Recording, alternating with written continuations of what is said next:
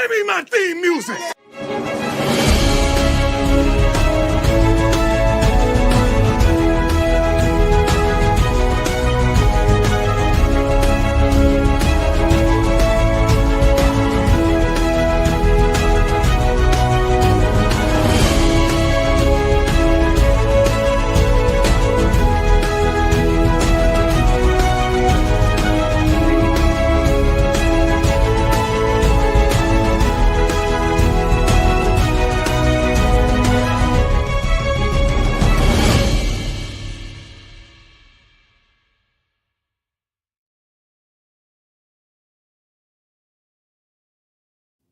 Ooh, what's up, Buffs Nation, and welcome into Buffs News Weekly Live.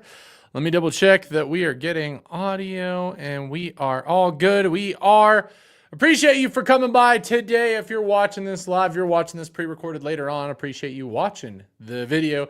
Make sure to like and, of course, subscribe if you like what we do here at the channel. And welcome to the Monday show. Appreciate you guys for dropping by. D-Nice in the chat. Thank you so much for being a member of the channel. Timothy coming in as well. Cam, as always, in the chat. Lining up for this 4:30 on the Monday. We're not going to go for too long. We'll probably go to the top of the hour. But I wanted to go live to talk about the main point of this video and the subject and screenshot and thumbnail and everything that has to do with today's video. And that is the NFL debut of all of our forever buffs. That's right, all of the forever buffs that premiered this weekend. Shedeur, Travis, Jimmy. We could go on and on down the list of buffs players, including not just the premiere of players, but Xavier Weaver, Derek McClendon, who also had an unbelievable weekend in his preseason game. Just overall, the buffs all around were out and performing. And of course, we can't forget LeJohntay Wester, who of course took the NFL by storm Thursday night with his punt return for a touchdown, as well as a number of catches. And overall, by the way, graded out as the #1 rookie wide receiver for the weekend. And just have to say that the Buffs absolutely balled out this weekend. Every single one of them made a play and was the talk of their preseason game that they played in, which is an absolute unbelievable thing to see. And it's going to have a massive impact, by the way, on the Buffs going forward, guys. It is an absolutely important aspect of everything. And I've talked about it numerous times on the show. However, I wanted to make sure that I discussed it here a little bit more in what the impact really is of what we saw this weekend. And I'm trying to pull up all the stats to give you guys all of kind of the summary of what happened this weekend. Let me pull that up here in a quick little overview. Just give me 2 seconds here, guys, as I pull it up. I was having some camera issues, so I had to do that, which is why we were a couple minutes late. But overall, wanted to really go through that. Colorado Buffaloes preseason games. Let me see if I can find the tweet that has everything listed out on it. Hopefully I can find it. I'm not finding it anywhere. It's always frustrating. But needless to say, quite a performance from all of them. Of course, LeJohntay Wester, punt return, number of catches for number of yards. Travis Hunter got a number of catches and also played on the defensive side of the ball, which, as we recall, everybody said he would not be able to do that at the NFL level. And while, yes, it was a preseason game, that is still not what matters when it comes to that. Welcome in, Lady C. Appreciate you dropping by as well on this Monday afternoon, evening stream.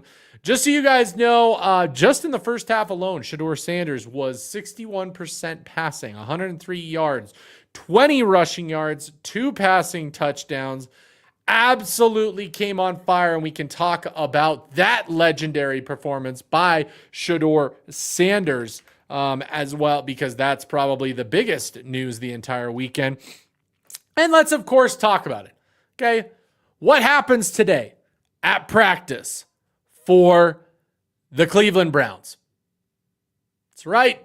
Shedeur Sanders went right back to where he was previously. So this weekend did not mean much when it came to the depth chart. And the depth chart that was announced for this weekend's preseason game for the Browns shows that Shedeur Sanders is still listed as the fourth string quarterback. However, Kenny Pickett will not be playing. Joe Flacco will most likely not be playing in the preseason game. However, it does look like Dillon Gabriel will get the start, which, if I'm being honest, I actually want to see. I want to see Dillon Gabriel put in the exact same scenario that Shedeur Sanders was in this weekend to see how he plays. To prove that not only is Shedeur Sanders starting quarterback material, but that Dillon Gabriel is in fact not where he should be in the depth chart. And honestly, if everything would work out and be absolutely perfect for what I would love to see happen, I would love to see the Browns at this point trade Shedeur. I really would. I would love to see Shedeur Sanders not have to deal with what is going on in the Browns organization, the lack and ability to just say they made a mistake potentially in drafting Dillon Gabriel. It seems like they want Dillon Gabriel to work out as much as possible. They do not want Shedeur Sanders to work out, because what would that say about who they are as a team when the guy drafted ahead of him is not the same? So that's kind of what we're seeing right now. Depth chart is going to change if not everyone plays. Yeah, no, for sure it will. It will. What's wrong now? Time for us to be the victim? What are we even saying there, buddy? I have no idea. Yeah, I want to see Dillon Gabriel as well this weekend. Absolutely. Where would you like to see Shedeur traded if that were to happen? I have the exact answer for that question, and I think every Buffs fan would love to see it. It's the same team that during the draft, once the whole first round thing happened, I was like, there's a team out there that I would love to see draft Shedeur, and I could see them draft him later in the draft if he was available. And rumor was that had he dropped any further, they probably would have taken him. And that would be the Los Angeles Rams. Him playing with Sean McVay in that system. The Rams are now looking like they might be in need of a quarterback for their team due to injury. So the Los Angeles Rams, I feel like, would be the absolute perfect spot for Shedeur Sanders. And if I was them, I'd be on the phone talking with the Browns on a regular basis, trying to see if it at all possible that Shedeur Sanders would be on the trading block if I'm that program. We don't need Gabriel to fail to show Shedeur is great. No, we don't. We already showed that Shedeur is great, and it didn't make a difference. That's the point. That's the point. So honestly, I want to see what Dillon Gabriel brings. If we want Shedeur to not be on the Browns anymore, to be traded, then we want Dillon Gabriel to have a successful Saturday. Because if Dillon Gabriel has a successful Saturday, then maybe they say, okay, well, we should just get rid of Shedeur. We've got two good quarterbacks. Let's go ahead and get rid of one of them and give him to another organization and get some kind of draft capital out of it. Maybe that's what needs to happen. Because I don't see a team like the Saints trading. I think that they are going to lay in their bed, and if it doesn't succeed with either of their quarterbacks there, then they go into next year's draft looking for one of the quarterbacks that'll come out then. That's just where it's going to be. Appreciate you, Keith. Welcome in. Lady C speaks. Yes, for God's sake, trade him. Buddy, here's the thing. Shedeur is dope in the Browns. Shedeur would be dope on any team. It's not our fault that the Browns have absolutely no way of operating an NFL franchise. They are an absolute disaster waiting to happen. And I tweeted this out over the weekend. Just a reminder for everybody out there that the Browns had a chance to draft Travis Hunter and Shedeur Sanders. Okay? I will repeat that. I will repeat that. They had a chance to draft Shedeur Sanders and Travis Hunter. Now, see, here's the comment. If you're hoping Gabriel sucks, you're a hater. You know what I'm hoping? I'm not hoping for any of that. That's not the point. That's not me being a hater. Okay? The point is that I know what I see in practice. I know what I saw in college. You put Shedeur Sanders on the Oregon Ducks as they were created for Dillon Gabriel. You cannot tell me that Shedeur Sanders wouldn't have been up for the Heisman Trophy. You cannot tell me that Oregon would have had the same kind of success that they had under Dillon Gabriel. Okay? The thing that I am talking about is how good Shedeur Sanders is, not how bad Dillon Gabriel is. The fact is that Shedeur Sanders should be ahead of him on the depth chart. That is just a fact. That is just a fact. Shedeur would be great in Detroit. Goff will fall off. That'd be an interesting one. Archie isn't going to be in the draft next year, and that's who the Saints want. So 2 years of being terrible is what the Saints are going to go for. I hope the coaches and the GM know what they're doing at that point. And if honestly, they should be probably communicating that because they may not last to see that. They may not last to see that. I don't want them other dudes to lose. I just want Shedeur to win. And there's my point. And he did win this weekend, and it made no difference. It made no difference. The point is, I'm just going to be very interested to see what they look like in similar situations and whether or not Dillon Gabriel plays as well or better than Shedeur Sanders does this weekend in the same spot. Cleveland Browns won't trade Shedeur Sanders because who wants to go back to obscurity? If it doesn't make money, it doesn't make sense. And I'm going to be very interested, Gennaro, because we've got a little bit of a wrinkle that has also come out today when it comes to Shedeur Sanders and his position on the Browns. Now, the question during the preseason game all night was, will the Browns carry four quarterbacks? Here's the problem, guys. It's not just four quarterbacks. They're going to have to make a decision on one of the quarterbacks because Deshaun Watson is back, not practicing, but back actually working. And the rumor is that came out today through different NFL pipelines online and social media that Deshaun Watson is looking like he will return at some point this season. So at some point this season, the Browns could have 5 quarterbacks on their roster. Now, for those of you who are like, well, just put Shedeur on the practice squad. That's not how the NFL works, just in case you didn't know. Okay? In order to put a player on the practice squad, you have to cut them first and then sign them to a practice squad contract. However, as soon as you cut them, they become available for any team to sign to their active roster. Okay? So to say that the Browns would be able to stash him, probably not happening. Now, the question is, would they cut Kenny Pickett?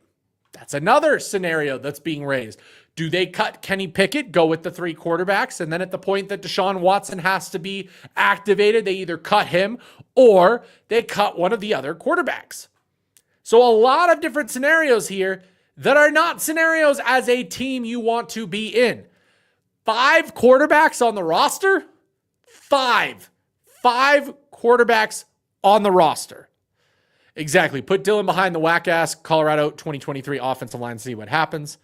Dillon will be starting, by the way, Lil Bucket. It's pretty much already kind of announced because they did come out with the early depth chart and Dillon Gabriel is ahead, and the word is that Flacco's not playing and Pickett's not playing. So that would mean that Dillon would be the starter for the game against the Eagles. Now, here's what's going to happen, though. I will say this. I'm going to call it right now. You guys come back next Monday. Tell me if I'm right. But if Dillon Gabriel does not perform well, again, I'm not rooting for him to not perform well. I am saying if he does not perform well, what do you think the excuses will be? Will it be the fact that, Shedeur Sanders played against Carolina's 2s and 3s. Dillon Gabriel played against the Philadelphia Eagles, who are the best NFL team in the league. They're number 1s. Of course he looked bad. Are we going to be prepared for that narrative that's going to start coming from certain fans who obviously, again, are true haters of Shedeur Sanders? That's the real thing that's going to happen. No, the Saints want Garrett Nuss at LSU. His dad's on the coaching staff. That would make sense too, why they're doing all this. Then why draft Tyler Shuck? So here's why. They took a flyer with him. Somebody in that organization thought, hey, this guy's good. My point is they're not going to change anything about their current decision. They're riding with their two quarterbacks that they have right now, Rattler and Shuck. And if one of them pans out, great. If both of them don't, they've got a high draft pick at this point. They're just going to, call it in, phone it in. I'm not saying that they're just like, by picking Tyler Shuck, they were hoping that it would be a wash of a season. No, somebody there thought that Tyler Shuck was a better quarterback than he is, and they're getting what they saw out of it. And so, again, that's an evaluation thing. But at a point, teams in these positions have to decide, do we try and salvage the season as it currently is, or do we just move on, call it a wash, see what happens this season, see what happens with these guys, and then we go and draft a quarterback next year? Why the Browns draft two quarterbacks, we will never know. That will be a question that'll hopefully get answered at some point in history. That has a 30 for 30 written all over with it.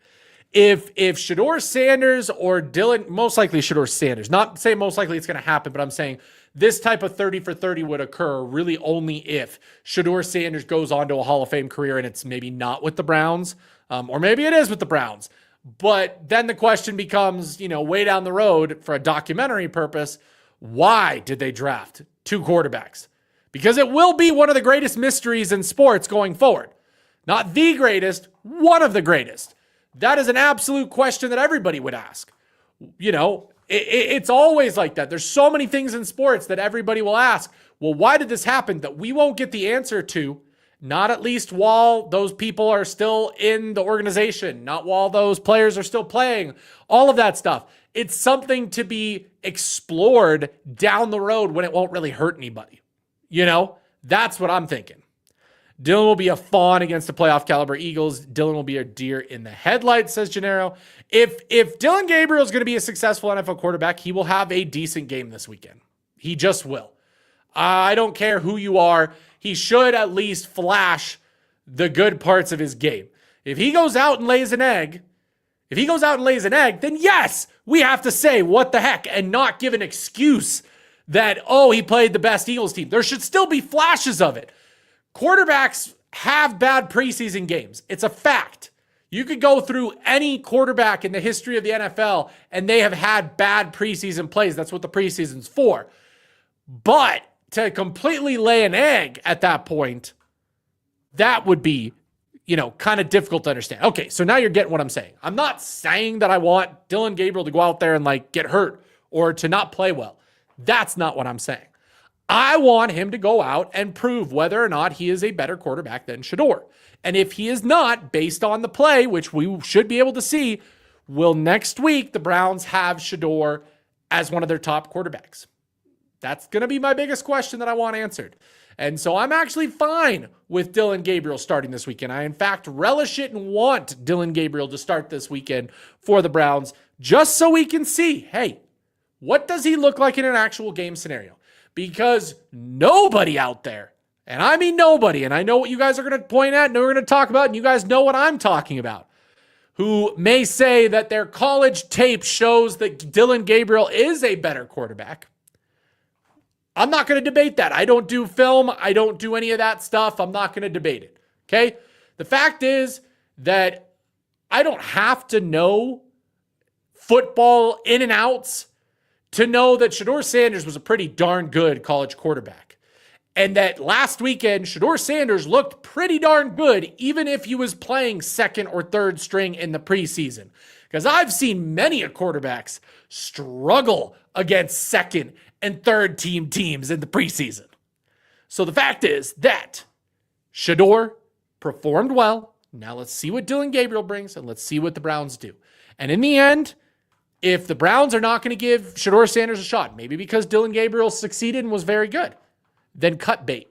Figure something out. Get Shedeur in a position that he can play quarterback. Okay? Do not force him to be a third string quarterback when it's obvious that he should be getting a chance somewhere. That's what I want to see. Russ, what do you think of Dart Oddly, I thought he looked like an NFL quarterback.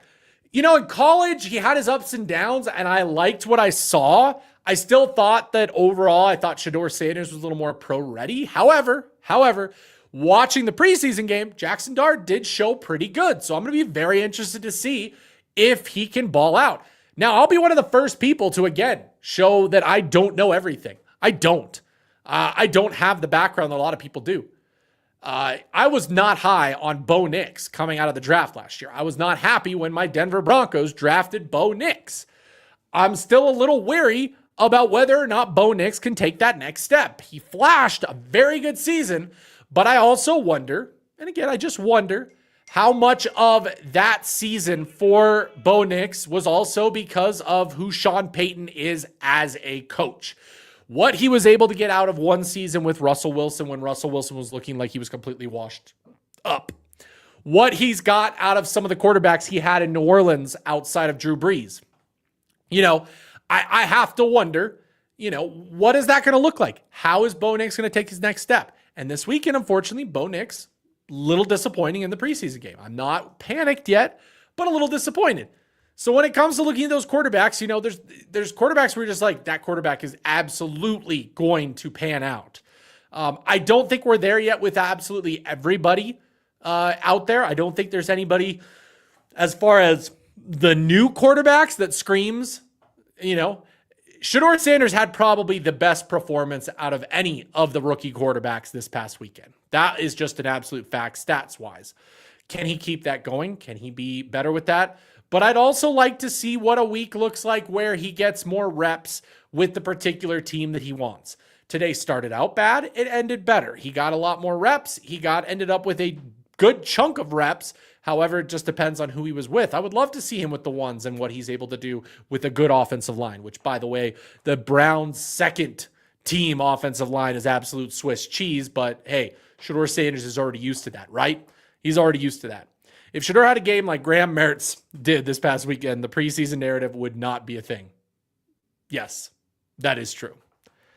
Let's not stray away from the fact that a 144th pick has the number one best-selling jersey, accompanied by Travis Hunter, which are both from CU. Gennaro, touche, good point.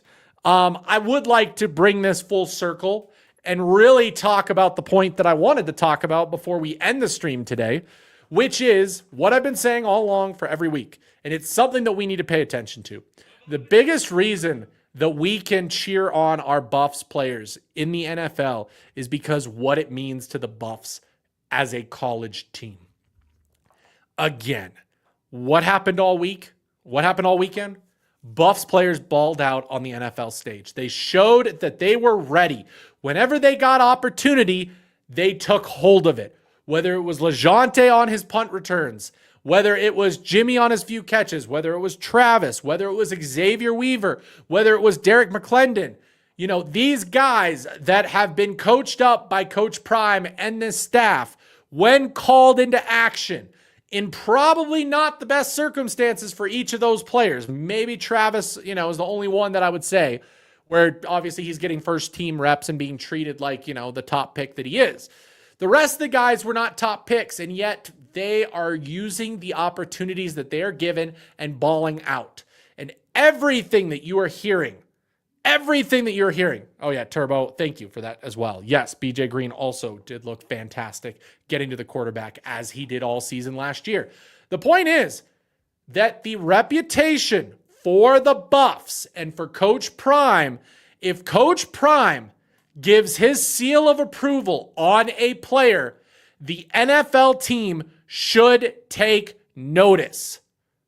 If there is a Buffs player sitting on the draft board, even if they're not a top pick, if they're sitting towards the end of the draft, if I'm a GM, I'm going to risk that pick. I'm going to take a chance. A low risk, high reward pick on a Colorado Buffaloes player. And you cannot tell me that we're going to start seeing that more and more as the years go on and as these players succeed at the next level. It is a one commonality between all of those players, and that is that they went to Colorado, they were coached by Coach Prime and this staff of NFL caliber coaches. So that is my biggest point today that everybody should take away from this entire weekend, of this entire week as we go forward, and of this NFL season as you guys watch alongside the college football season. Every success that we see from a Colorado player is yet again proving that teams need to pay attention to what Colorado has going on. And when they come to watch players play or practice and they talk to the coaches and the coaches are like, you know what? DJ McKinney is an absolute NFL corner. You should take him. You would be dumb not to take him. He's going to show up. He's going to work. He's going to be a leader. He's going to do everything that he needs to do. He may make a mistake or two, which every cornerback in the history of the NFL has made a mistake at some point or another. Can they bounce back from that? And they say, yes, he absolutely can. There are going to be teams that are going to take DJ McKinney. Okay. Other players out there, Arden Walker, Caden Salter as a quarterback. If Caden Salter goes out and has a solid year and the team is saying, hey, you should take a chance on Caden Salter, there's going to be a team that takes a chance on him and see what he can do in the NFL. And this is why this is a big point. Because it helps with recruiting. When the reputation of Buffs are that if you graduate from Colorado and head to the NFL, you are going to be a player that teams are going to want to take, that other teams are going to want to take. That is that NFL pedigree. That is that NFL hopes and dreams and capabilities. Guys, that's what this is all about. Okay? It absolutely will help with recruiting because look, you go to college football video games. What's one of the top things that, a recruit looks at? I know it's a video game, but there's a point to it because it is something that players take into account when they go to a school. What is the reputation? Can I win a Heisman at Colorado? Check.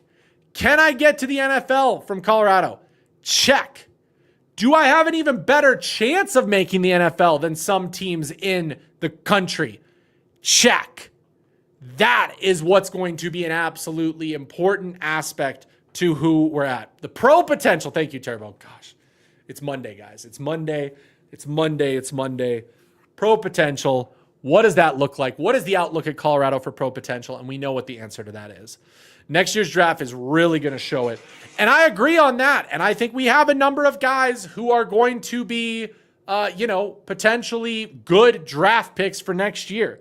Let me see. Hold on. 2026, Colorado football, NFL draft eligible. So let's see. So obviously DJ McKinney, okay, here we go. Oh man, so many of these people. Technically, Omarion Miller will be eligible for the draft. I don't think he'll go out yet unless he balls out. Preston Hodge will get his second chance at the NFL. He'll be going for that as well there. Looks like Caden Salter is another one. Who else? Is that it? Do we only have a couple guys who are NFL eligible next year? Huh. I guess so. Preston Hodge, DJ McKinney. The list doesn't have too many. Omarion Miller, one of them, obviously. Caden Salter. Let me look at the eligibility list. Colorado football eligibility list. A lot of offensive linemen, a lot of defensive linemen. That's true as well. That is there. Let's see. Eligibility chart. There we go. Okay. So, Caden Salter. Oh, Simeon Price is also eligible. Sincere Brown. Jack Hystera. Okay, Omarion Miller. Savell Smalls on the offensive line. Zarian McGill. Zy Chrysler. Xavier Hill. Cooper Lovelace. All of those guys. Amari McNeil. Anquin Barnes. Torian Carter. All guys plus Jaheim Otis. Arden Walker, Keaton Wade, Sam Okunlola, Quincy Wiggins, Martavius French, Jeremiah Brown, Sean Myers, Reginald Hughes, all going to be eligible. DJ McKinney, Tion Parks, Tyrekus Davis, Preston Hodge. On the back end, Carter Stoutmeyer, Terrence Love, John Slaughter. I don't think a lot of these guys will go if they're early eligibility, but the seniors for sure. That offensive line, I mean, Zy Chrysler and Xavier Hill have a chance to be absolutely NFL draft picks when it comes to their position if they succeed this year. Our edge room, Arden Walker, Keaton Wade, absolutely have a chance to be eligible for the NFL draft and make waves when it comes to that. So absolutely. Amari McNeil, Xavier Hill, yes. Who do you think is going to wear number 0? Jaden, the answer is nobody. Coach Prime does not allow anybody to wear 0. I think what you mean is the number 1. The number 1 is the jersey that you have to earn at Colorado. And the person who's going to get it, I know it, is going to be Draylon Miller. That's what he's shooting for. That's what he's shooting for, okay? So that's where it's at, okay? So, yeah, we're keeping some, losing some. Winter portal finna be crazy. Yes, but we don't have to go too hard in some positions because I could see next year Chauncey Gooden starting at guard, okay? I could see, maybe Larry Johnson sticks around another year. He's also eligible, but he's got another year of eligibility, okay? Chauncey Gooden, Cardi Smith, maybe they start next year for Colorado. So maybe we only have to get 1 or 2 offensive line transfers planning to start. Receiver, we don't need to grab that many either. Okay, we lose Sincere Brown, Jack Histera, Terrell Timmons next year. Okay, we lose one of those guys who actually is a big part of the offense going into the year.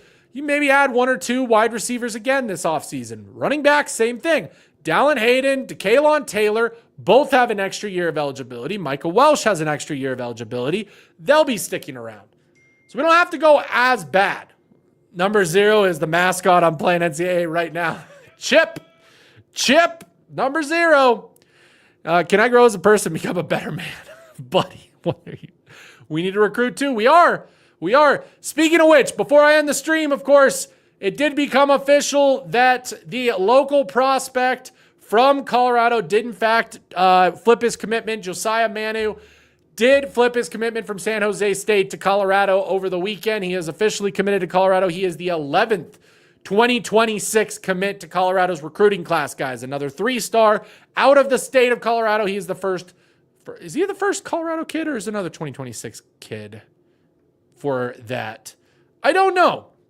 We didn't get the other Colorado kids, but we did get Josiah Manu, who did commit to Colorado. He's being, I believe, looked as an interior lineman. So another interior lineman added. That's 3 offensive linemen that Colorado has got to commit to the team this year. So that is very interesting. I think if Larry has an okay year, he stays. If he balls out, he's gone. Oh, absolutely. If he balls out, he's gone. I would definitely see that. He's old enough because he is a redshirt senior, I believe, or redshirt junior. Redshirt junior. So technically he's the same age as the seniors, but just has that extra year that he didn't get to play. Okay, I want to see another 2-way player starting at CU, and that's Gennaro. We need to keep tabs on a guy who will be committing shortly, who could potentially be another 2-way player, and that is CJ Sadler.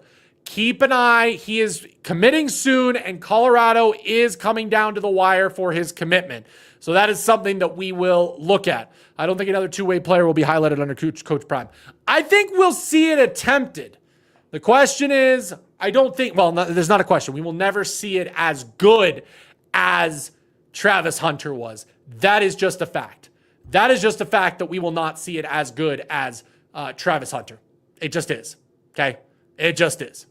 Okay, guys, I got to head out. Appreciate you guys so much for joining me today. I'll do a couple more streams this week since this one was so short. We'll go and look at fall camp, what's going on there. And as we move even closer to the game, hey, quick reminder, 1 week from today, Monday, August 18th, will be the very first Buffs News Weekly Radio Live call-in show where you will be able to call in and voice your opinions for everybody to hear. So instead of having to, do those comments where I don't understand what you're talking about and you have to take multiple comments, you'll get to get out your whole entire thoughts live on the air for everyone to hear. So I hope you join us then, 4:30 p.m. next week. And then starting last week, but going forward every Wednesday, we will have the Buff Blitz with David Talks Buff every evening. We're going to be roughly, I think, 7 p.m. is what it's looking like. So be on the lookout for that show. And then Friday afternoons, the Friday 4:30 p.m. show will be our Buffs preview show, where I will preview the upcoming matchup, preview and talk about the game, talk about what's happened the last week and what we should expect going to the game, as well as giving you an in real-time reactionary prediction to the game, so to speak. So pay attention to that. Just know that that's all coming up. So appreciate you guys so much for joining me today. Sorry that it was again short show, but I will be back again later on this week. Until next time, for Buffs News Weekly Live, I'm your host, Russ Sco Buffs.